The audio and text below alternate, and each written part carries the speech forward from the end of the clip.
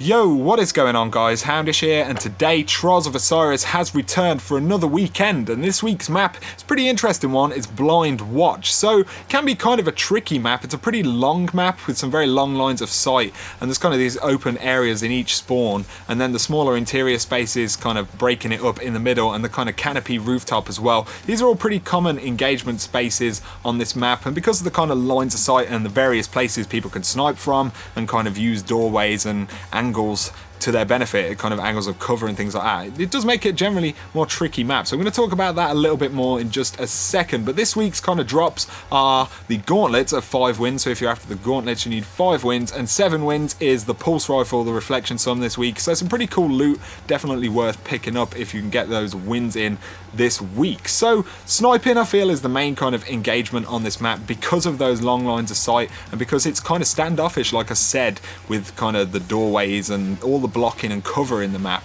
That does mean that kind of people like to stay back, and that means that they'll like to snipe, you know, various angles, and there are a lot of very kind of tricky sniper lines of sight on this map, kind of from on the boxes in the top spawn and behind boxes on the lower spawn or on the canopy. People like to use the pipes and kind of things right on the edge of the map as well to snipe, so you're going to kind of need to learn where a lot of those positions are, or where you might get sniped from, and kind of try and be ready for that, because a lot of the kind of, especially the sweatier games and the kind of more difficult and good players that you'll play against will definitely use that stuff to their benefit if they need to, you know, if they're playing kind of equally difficult teams themselves. So that is something to kind of think about on this map, and it's the reason that sniping is kind of so prevalent, is because people do like to stay back and not have to push through these kind of little doorways and stuff, seeing as there is pretty long lines of sight. But shotguns, as always, can be used. You just can't be super aggressive on this map. It's something that's kind of difficult, because if people do use the interiors and stuff, they'll wait for you,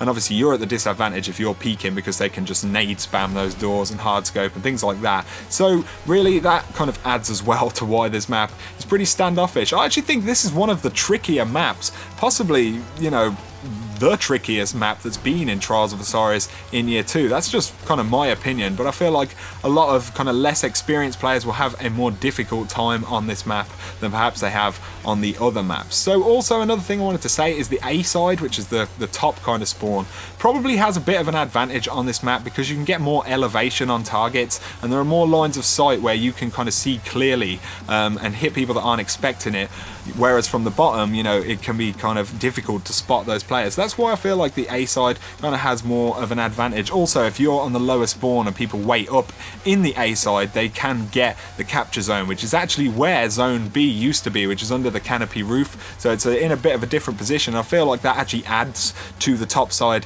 having an advantage, because it's not like you can, if you're struggling, wait on the kind of interiors, because then you've got to push out into the capture zone anyway. So there are some interesting balancing things going on in this map, but overall I think it's, you know, a pretty fun map to play, and like I said, it's a good tactic if you are struggling with engagements on the outside, will be to wait, kind of carefully peek the sniper lines, and, you know, try to bait people out and let people come to you. And that's the same really with heavy as well. If you're kind of pushing the lower spawn from the outside and everyone's waiting inside with heavy, you have to be very careful, and likewise people firing rockets in those doorways and kind of things do make it considerably more tricky to actually push people on this map. And, you know, if you're struggling with that element of kind of using heavy, then definitely just try and get to the outside, get the wider lines of sight, and use those to your advantage as much as you possibly can. And so, like I said, the capture zone is under the canopy where zone B used to be, if you can remember back in the day. So anyway guys, that is kind of just some things that I've noticed,